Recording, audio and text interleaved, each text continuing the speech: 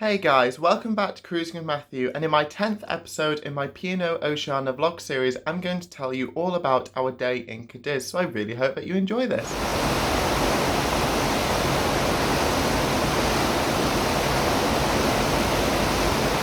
So after waking up, me and Zoe made our way up to the Plaza Buffet in order to have a quick bite to eat before we explored Cadiz.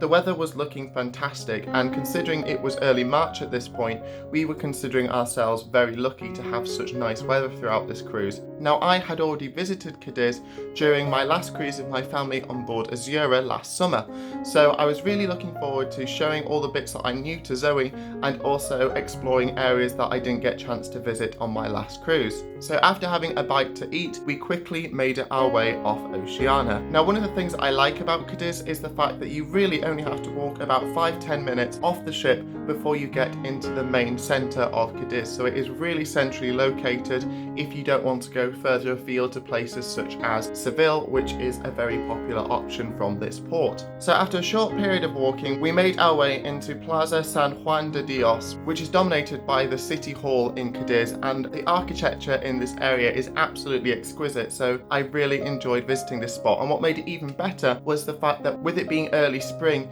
there weren't that many tourists, so we really got to see an authentic Cadiz in my opinion, which I really enjoyed. Now, one of the highlights of visiting Cadiz, a short distance from this plaza, is the Cathedral. Now, it only costs about €6 to actually get in. Within this price, as well as being able to get into the cathedral, you also get a pre-recorded tour, which leads you to several places of interest throughout the tour. It's well signposted and it's easy to make your way around this cathedral, so it is money well spent in my opinion. And you get to learn a huge wealth of information about it, as well as its history within Cadiz itself. I absolutely love visiting places like this because it blows my mind that structures like this were built way before any form of advanced machinery that we enjoy today. So it truly is a privilege to visit, and I absolutely loved it. So after exploring the cathedral, we made our way onto the seafront, which backs straight onto the Atlantic Ocean, and it also gives you some fantastic views down the side of Cadiz as well as the back of the cathedral. And from this angle, for some reason, I think it kind of looks like the Scepter Baelor in Game of Thrones. Not sure if anyone else agrees with that, but do let me know in the comments below.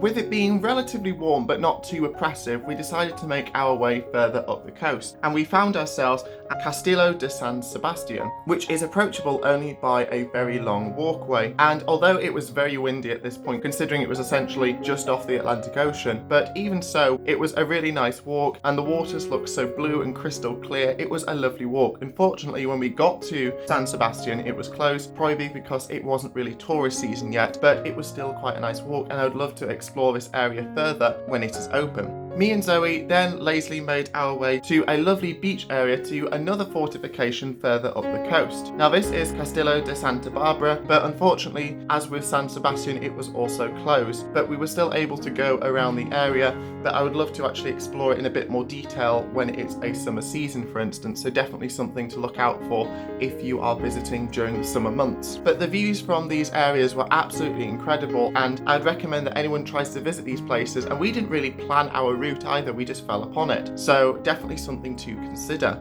However, by this point, me and Zoe had done a considerable amount of walking at this point, so we decided to go back to the ship. We had the bright idea of thinking, because we've walked along the coast, we'll go through the centre of Cadiz so we can see a bit more of it. However, because of this, it meant that we kind of lost our points of reference on the way. So it made a very short journey considerably longer because we ended up getting lost several times, and then we weren't able to use Google Maps because the internet wasn't working. Because as we kept walking towards the port, I figured if we get there, at least we'll be able to see the ship. We almost stumbled straight onto Oceana, and she was quite a welcome sight after getting a little bit lost. So we decided to quickly get back onto the ship and have something to eat, because by this point we were absolutely starving. We then spent the rest of the afternoon on the aft decks of Oceana enjoying some sun before our sail away. But what made it really interesting was that docked closely next to us was a German warship, and that isn't something that you see very often, so I found that quite interesting. And as the afternoon went on, Oceana got ready to set sail. Now, it was a party sail away, but unfortunately I was having so much fun that I forgot to record it, so apologies about that. But then we looked over the side of Oceana as she manoeuvred her way into the Atlantic Ocean and set sail towards Lisbon.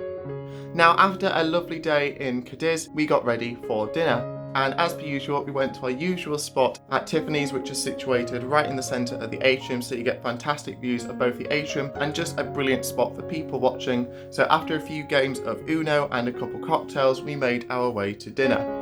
As per usual, we had a fantastic meal, chatting away to our table companions and also having some fantastic food. And I really can't fault the quality of food and also the service on board Oceana. It was just brilliant. But then we headed off for our choice of entertainment. Now, me and Zoe wanted to go and see the Soulways, and this was essentially a vocal group covering songs from the genre of soul and Motown. Now, this is a genre I don't really know that well, so I was really looking forward to seeing what it was like, and I was absolutely blown away by these guys because several of them had worked with high-profile artists, so having this level of quality on our ship was just amazing. And at the end of the performance, they got us all stood up having a little dance in the theatre, and it was just a fantastic evening. So if you ever see these performing on your ship, make sure you go and see them, because although I didn't know the music that well, I really enjoyed it, and it was just such a good time. Now, after that, we had a brief walk along the promenade deck before I headed off to bed, because I wanted to get up really early so I could see the sail into Lisbon the following day.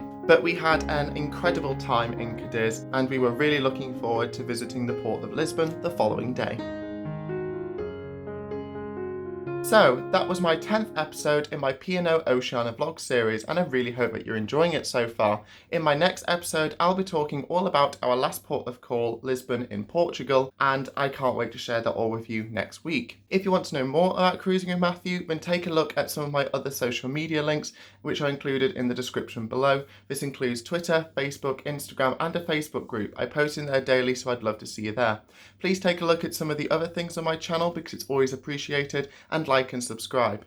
I really hope you have a fantastic week, and I can't wait to see you in the next video. So this is Cruising with Matthew, and thank you so much for watching.